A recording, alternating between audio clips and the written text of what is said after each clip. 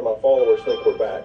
We are definitely not back on Facebook, but we're working on it. We're actually working really hard on it because that was a huge thing. That's like 220,000 followers there, and we're not going to give up. We're going to try to get it back.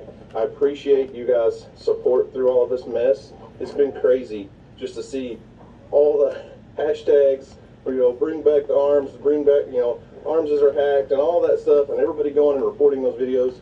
I'm sure it helps. So we do appreciate it.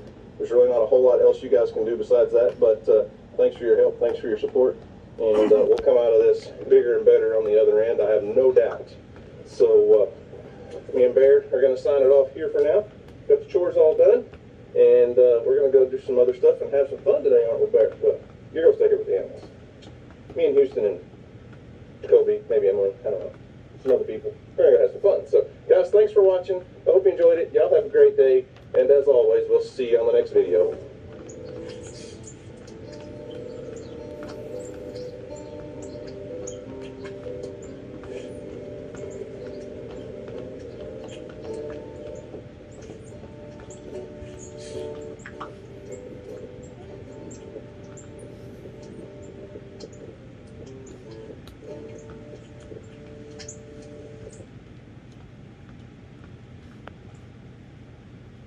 Ooh, cheesy grooves. Flavor. Rush. Seasoned grooves. So much flavor, it's a mind crush. More successful seasons start with more freedom in the field. The exclusive agronomic and economic incentives of the FMC Freedom Pass program expand your crop protection options from pre-plant to harvest. More than 40 FMC products qualify. 40 plus herbicides, insecticides, and fungicides growers know and trust. And FMC rewards you for making independent, innovative crop protection decisions, not for making your seed purchase. Visit your FMC retailer or FMCFreedomPass.com today. They're talking. They're like, what's the next plan of action? Who disagrees? Hey, girls.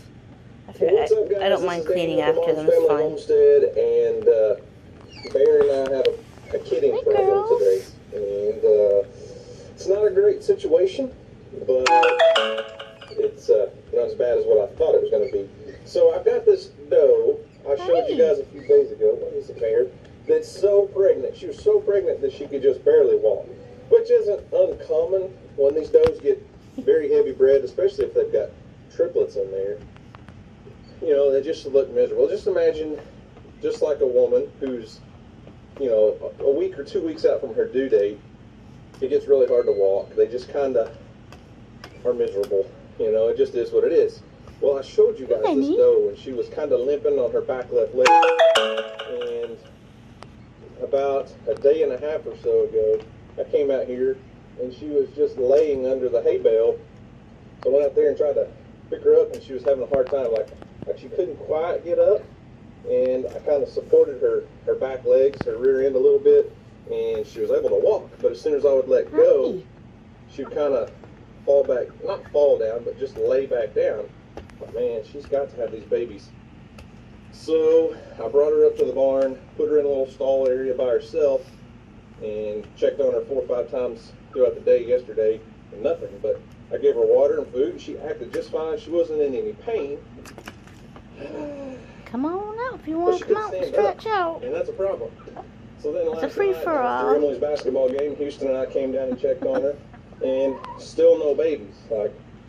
You gotta meet us just sometime laying out there. close. And like I said, as Well, long you as already I met picked her Daddy, up, but she'd stand up and act just fine. She wasn't acting like she was in any pain. I'm like, what in the world? So I thought, well, hang on, let me lock the gate.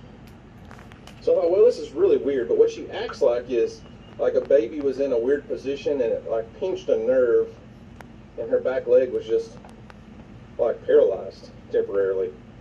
This is really weird. So, I made a few phone calls, got a couple medications, some ideas, some things. It could be possibly a condition called pregnancy toxemia, where the babies do something to their blood. I really don't know enough about that. I'm not a veterinarian.